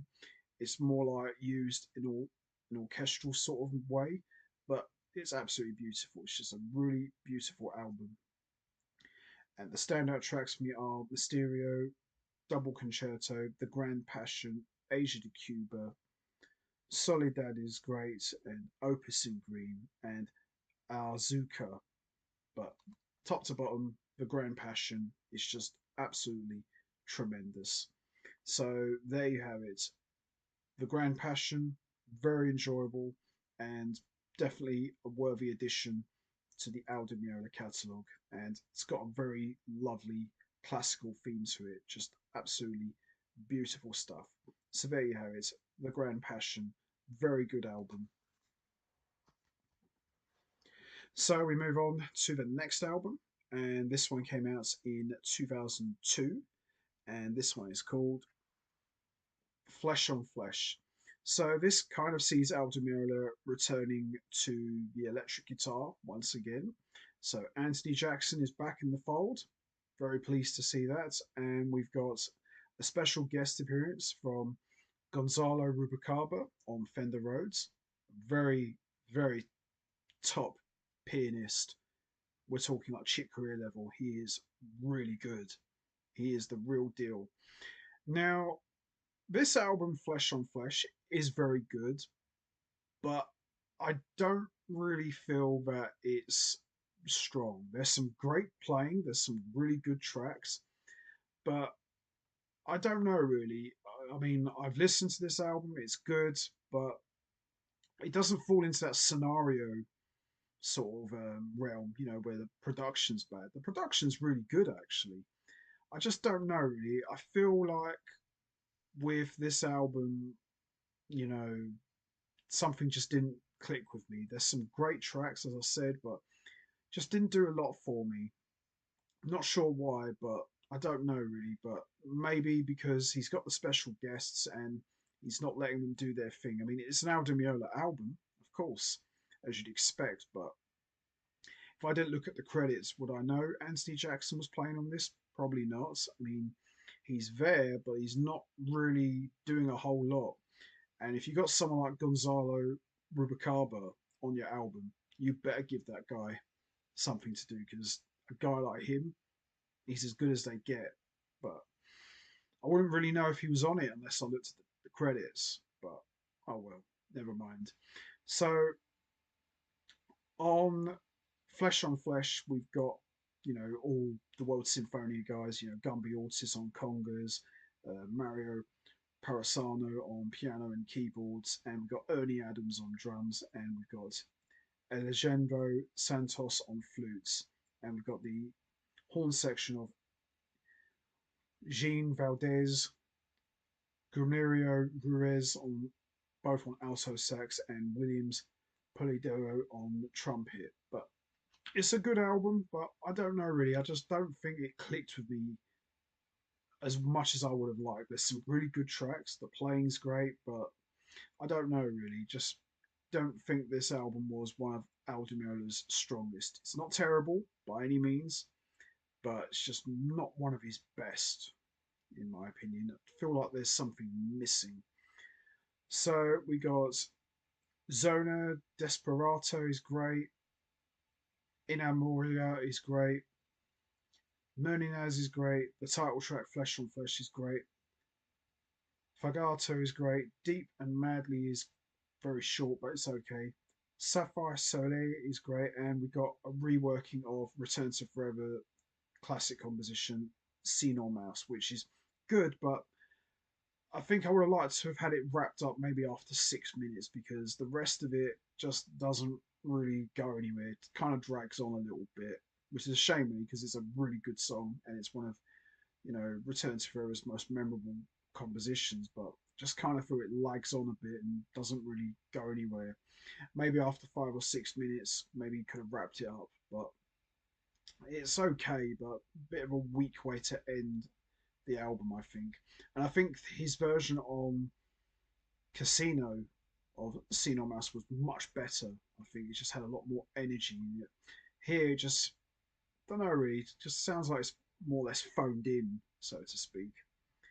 So standout tracks me are Zona Desperata, Flesh on Flesh, Deep and Madly, and Many Nayers. But top to bottom, it's a pretty decent album, but not one of Aldi best. Gonzalo Rubalcaba, great pianist, but would have liked to have heard a lot more of him and would have liked to hear him have a bigger part, if I'm truly honest.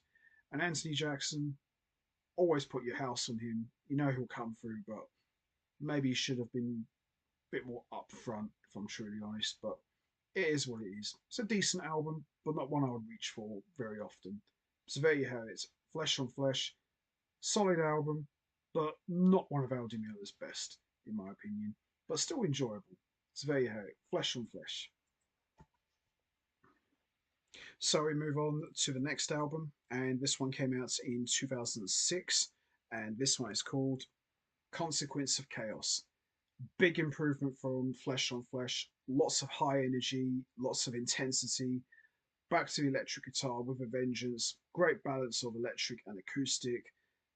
Just absolutely kick ass and so much better than Flesh on Flesh. And just a really good, strong album. And I had the great privilege of going to this tour, seeing Aldo Meola play this album. We had Mike Pope on bass, Gumby Ortiz on percussion, and Mario Parasamo on keyboards. It's just a fantastic show. Really, really enjoyed this album, played live, and just all round great. Just a really good, strong album. And it was almost like he got his report card and it said, must try harder. Well, Aldo Meola definitely tried a lot harder here and it paid off in a big way. Very great album.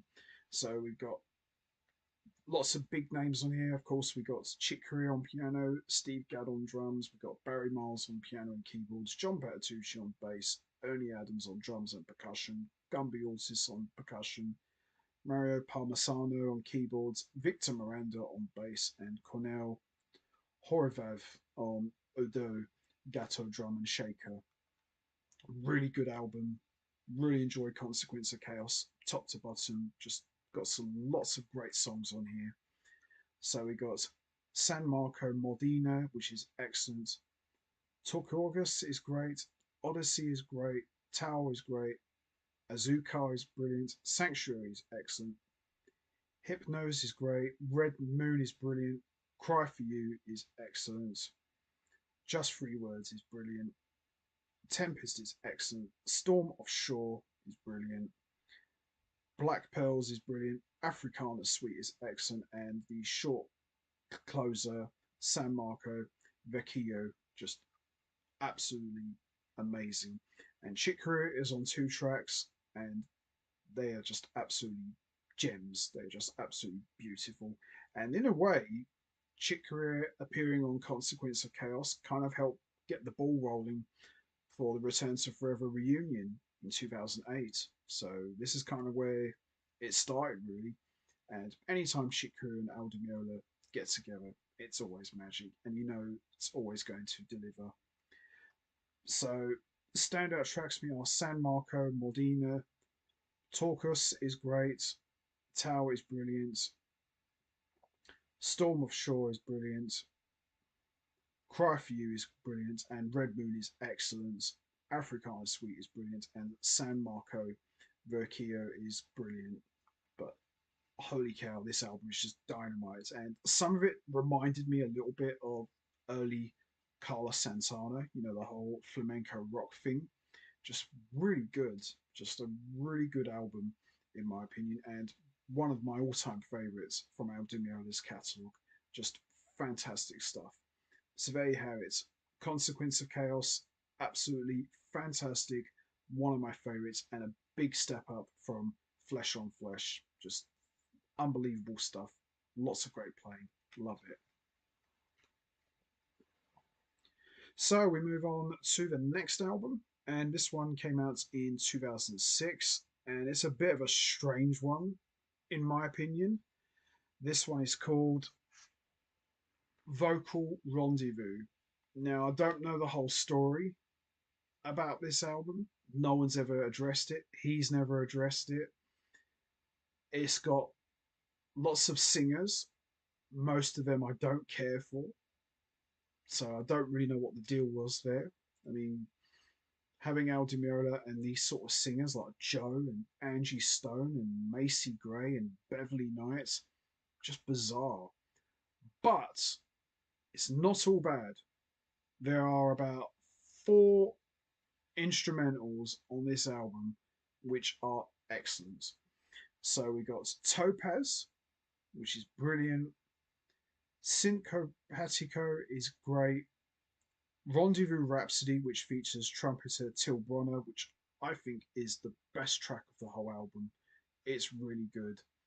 And then we got Different Pages, which is excellent. But the instrumentals are just amazing.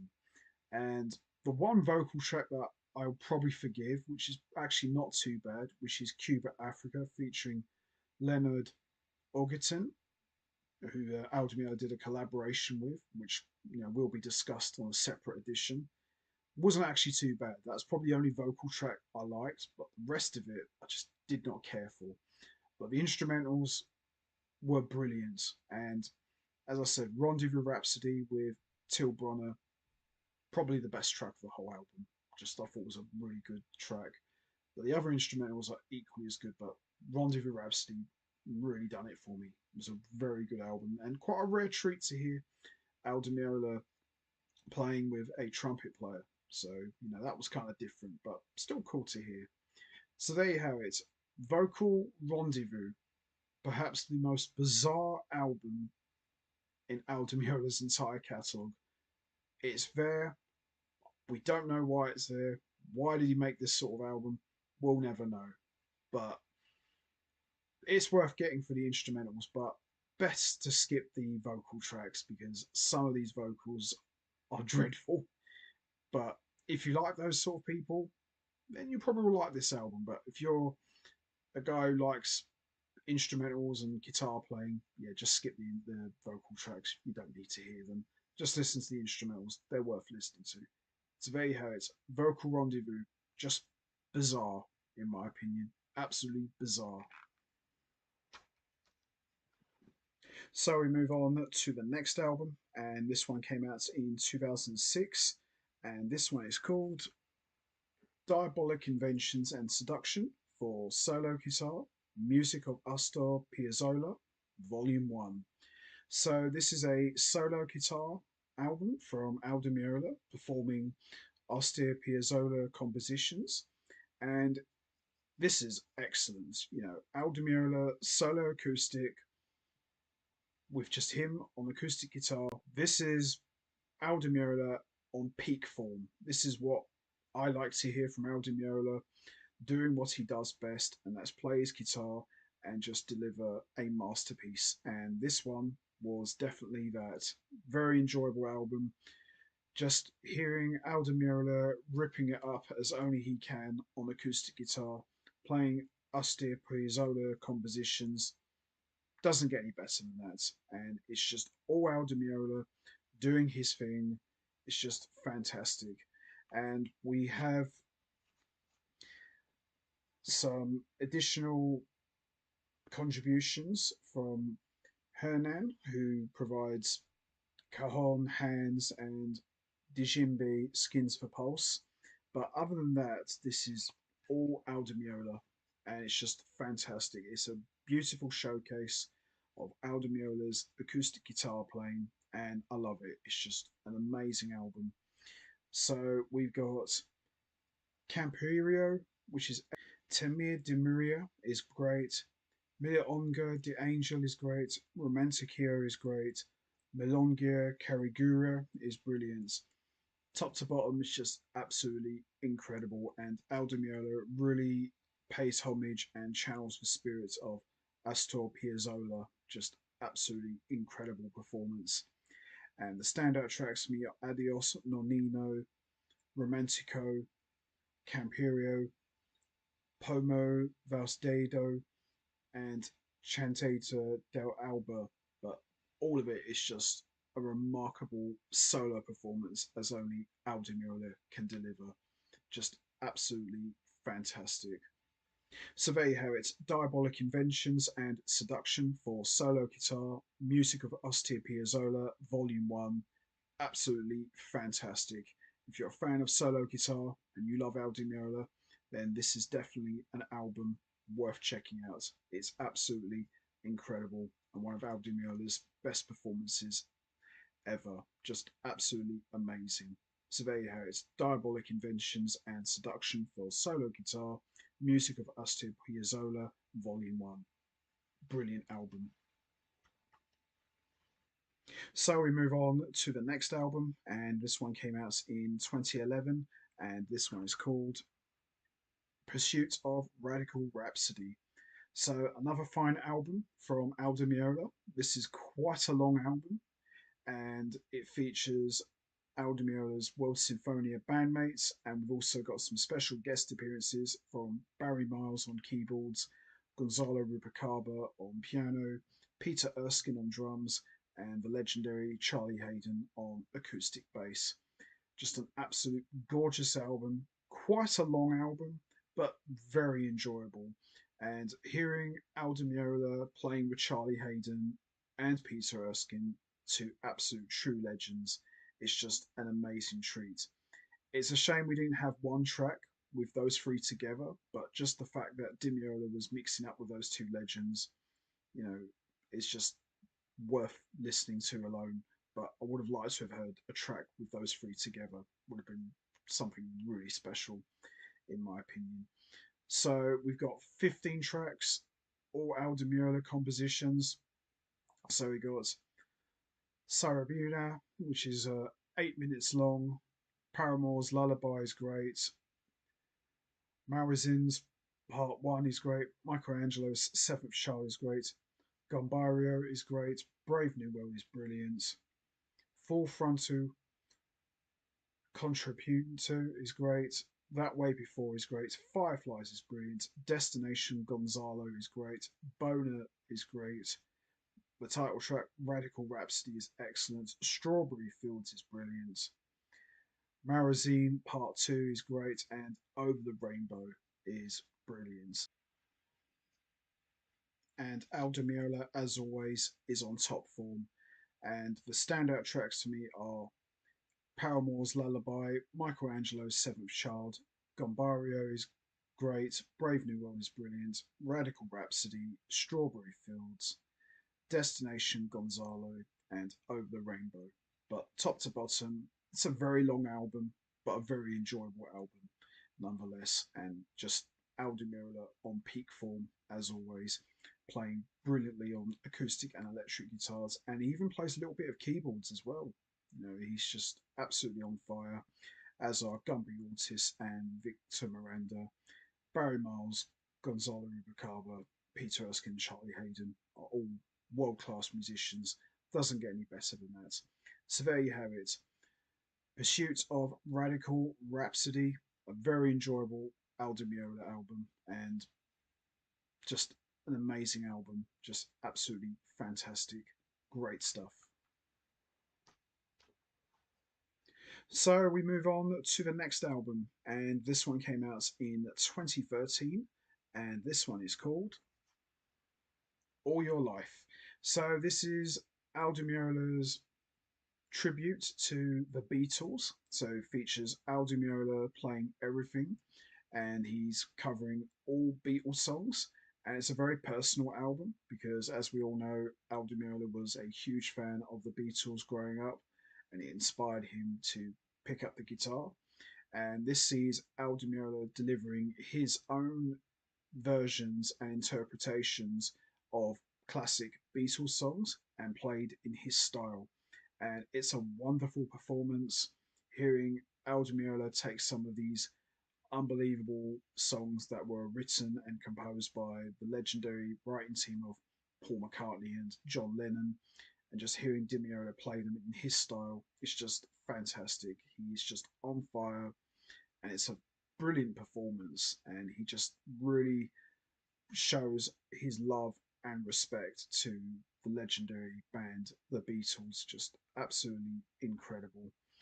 So we got In My Life, excellent, and I Love Her is brilliant, Because he's great, Michelle is brilliant, I Will is great, Eleanor Rigby is great, Penny Lane is great, Blackbird is brilliant, I Am the Walrus is great, A Day in the Life is brilliant, Being for the Benefit of Mr. Kite is great, With a Little Help from My Friends, which is classic Beatles, If I Fell is great, and She's Leaving Home, just absolutely gorgeous.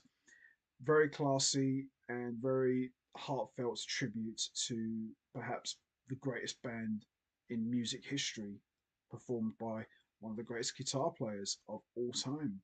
So it's a really lovely, heartfelt album, and you can really hear the warmth and love that Al Di Meola has for these guys, and it really shows in the playing. It's just absolutely gorgeous, just an absolutely wonderful performance from Al Di Meola. And the standouts for me are And I Love Her, Penny Lane, Blackbird, With a Little Help from My Friends, If I Fell, and She's Leaving Home. But top to bottom, it's just a wonderful album.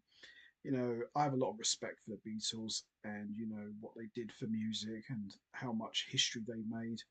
And, having Al Di Meola pay homage to, perhaps the biggest band to ever come out of Britain doesn't get any better than that. It's just absolutely very classy and very elegant and just all round wonderful.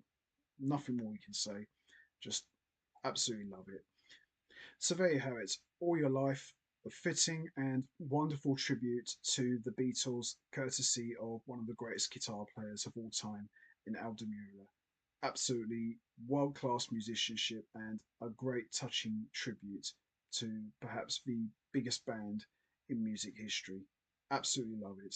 All Your Life, great album. So we move on to the next album, and this one came out in 2015, and this one is called Elysium. For the love of God, Al, put your shirt on, please. So we're back to the ridiculous album covers again, but this one might probably take the cake. Probably more than Kiss My Axe. Love Al Di Meola, but do we really need to see him shirtless? That's more like it. That's what we should have had. Not this. Don't ask me what this is all about. Much better. No. Dear Lord, no. Creepy album cover aside, Elysium is actually a very good album. Quite long, it's a lot of material, but very enjoyable. And Al Di Meola is on peak form on electric and acoustic guitars, and yeah, it's just a really good, strong album. So we've got 14 tracks. We've got Adore, which is excellent. Cascade is brilliant. Babylon is brilliant. Purple and Gold is excellent. Esmeralda is great. The title track Elysium is brilliant. Armangino is great. Syria is brilliant. Etc. in E major intro, which is brilliant, which just goes straight into Etc. in E minor. Tangier is great, Stephanie is great, Monsters is brilliant, and La Louvière is great, which I thought was a really good closer. I thought it was really, really good. And the standouts for me are Adore, Cascade, Purple and Gold, Esmeralda, Elysium, Tangier, Stephanie, and La Louvière. But very good, strong album. Yeah, the album cover I could live without. Maybe could have changed that or something, but aside from the creepy album cover, very good album, lots of great material, quite a long album. Some of these later albums are quite long. They have a lot of material, and there's quite a lot to digest. But once you get into it, the music is so good and so well executed, and the compositions are just so brilliantly written. you kind of take no notice of how long the album actually is because the music is so enjoyable. But as I said, quite a long album, but still lots of great songs and lots of great playing from the man himself. And it's just a really beautiful album. So there you have it, Elysium, a fantastic album, a little bit long, but still very good nonetheless, and definitely worth checking out. And some outstanding material from Aldo Meola. So there you have it, Elysium, great album. So we move on to the next album, and this one came out in 2018, and this one is called Opus. Very good album, lots of great playing, and just an all round great performance, and lots of great songs on this one. And again, it's a quite a long album, but it's really good. I thought this album was very good and had some really standout songs. And Aldo Meola is just on top form as always. And I liked it. I thought it was a very strong album. And now Aldo Meola is on a new label, which is Ear Music, and he just continues to keep getting better and better. And by this point, I would say Aldo Meola is well and truly one of the absolute best in the world who can do no wrong, and he's just on fine form here. So we've got Milonga Noctivia, which is Wandering in the Dark, which is absolutely brilliant. We've got a reworking of a Soaring Through a Dream composition, Broken Hearts, which is a little bit faster, but still really good. Ava's Dream Sequence Lullaby is excellent. Sertio Sanita is excellent. Notorious is brilliant. Frozen in Time is great. Escapado is great. Pomp is brilliant. Left Unsaid is brilliant. Inside Me is great. And Rebels is absolutely brilliant. Top to bottom, it's a really good album. Some of the solo acoustic tracks are just absolutely beautiful. And I really enjoyed this one. I thought this one was a fantastic album and one of Aldo Meola's best albums in recent years. I just thought this was a really good album, and I love the album cover as well. It's very simple, no weirdness here, no creepy close-ups, just a very simplistic album cover, and it's really good. It's a really good album. And the standout tracks for me are Broken Hearts, Notorious, Pomp, Left Unsaid, and Rebels and Frozen in Time. But top to bottom, just a very good album. Really enjoyed this one a lot, and one of my favourites from Aldo Meola from the more recent years. Just a really good, strong album. And in more recent years, I would probably say that Aldo Meola has put out some of his best music ever on in more recent years. It's different, maybe not as legendary as the earlier stuff, but from where he is right now at his career, he's put out some of his best stuff in more recent years, and this one, Opus, is definitely one of them. So there you have it, Opus, one of the best Aldo Meola albums in recent years, and one of my all-time favorites. Just a really enjoyable album. Absolutely love it. Great stuff. So we move on to the next album, and this one came out in 2020, and this one is called Across the Universe. So this is kind of like a sequel to All Your Life, which was Aldo Meola's tribute to the Beatles. So you could kind of look at this as part two of that project. And, you know, the Beatles thing, I love the fact that Aldo Meola is paying tribute and homage to the Beatles, but it kind of grates on you a little bit. But aside from all of that, this is still a very strong album. Hearing Aldo Meola play all these classic songs that John Lennon and Paul McCartney composed, it's very classy. It's a very classy tribute to, perhaps the biggest band of all time. But I like it. It's a very good album. The playing is just top notch. It's just absolutely tremendous. And he's on fine form here. So we've got Here Comes the Sun, which is just a brilliant opener. Golden Slumber Suite is brilliant. Dear Prudence is great. Norwegian Wood is great.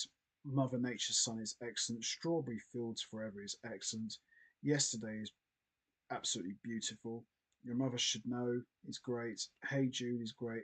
I'll Follow the Sun is great. Julia is gorgeous. Till There Was You is great. Here, There, and Everywhere is absolutely amazing. And Octopus's Garden is brilliant.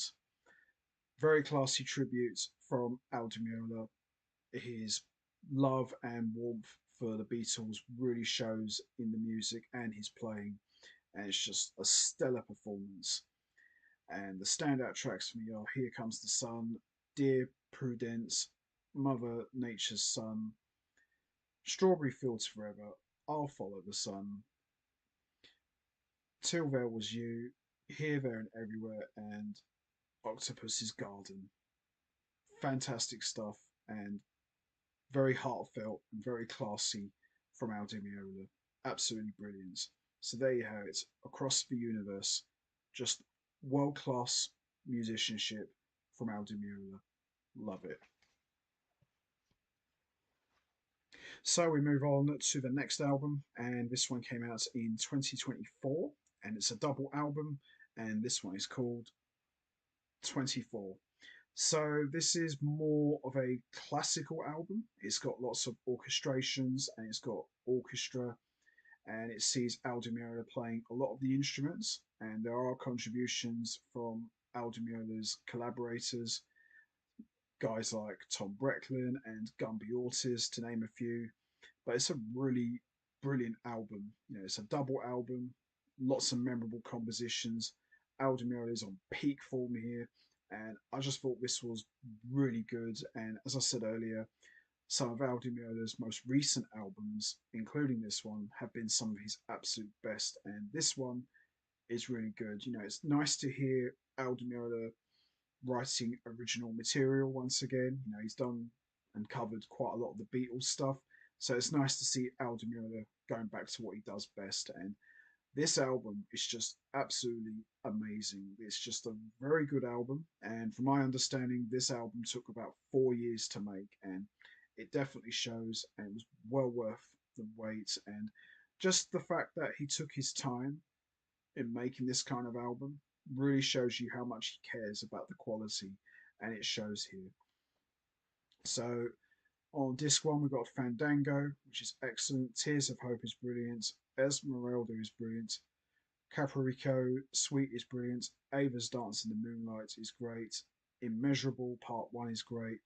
And then on disc 2, we've got Immeasurable Part 2 is brilliant. Eden is great. Close Your Eyes is brilliant. Immeasurable Part 3 is great.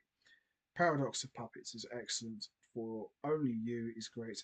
Genetic is brilliant. Testaments 24 is excellent. And Precocious is absolutely gorgeous. Both discs are brilliant. I think I enjoyed disc 2 maybe just a little bit more from a musical point of view. But overall, both discs are equally as brilliant. But I think disc 2 might just be a little bit better, in my opinion. I just think it was absolutely amazing stuff here. And the standout tracks for me on disc one are Fandango, Esmeralda, Capriccio Suite, Ava's Dance in the Moonlight. And the standout tracks for me on disc two are Eden, Close Your Eyes, Paradox of Puppets, Genetic, Testaments 24, and Precocious. But top to bottom, just a wonderful album and some of Al Di Meola's best writing, in my opinion. So there you have it, 24, brilliant double album from Al Di Meola, and just one of his best albums in recent years. Absolutely love it. So, which Al Di Meola album do I think is the best one? Well, there are so many good albums, and after listening to all 27, there are no bad albums. Obviously, there are some that are absolute classics, some are legendary, some are underrated. There are a couple that are a little bit weak. One in particular is just bizarre, but top to bottom, it's incredibly strong. And his run from 76 to 82 is just untouchable. Just a legendary run of incredible music. But if I had to choose one album that I would consider to be the best one from Aldo Meola, it would be Elegant Gypsy. This was the one where Aldo Meola officially arrived and made his mark and came right out of the gates out of Return to Forever and just went on an absolute tear. And it all started with Elegant Gypsy. Land of the Midnight Sun, a great album. You know, that really helped set the tone for his solo career. But Elegant Gypsy was the one where Aldo Meola kicked the door down and said, I'm here, I've arrived. And it's just fantastic. The fire, the intensity, the energy, it's all here. And really, this is where Aldo Meola was officially born, as far as I'm concerned. Land of the Midnight Sun is great, but Elegant Gypsy is the one. And if I had to recommend one Aldo Meola album for someone to listen to, it would definitely be Elegant Gypsy. It's just absolutely epic. Doesn't get any better than that. So there you have it. Elegant Gypsy, for my money, the best Aldo Meola album, period. Doesn't get any better than that.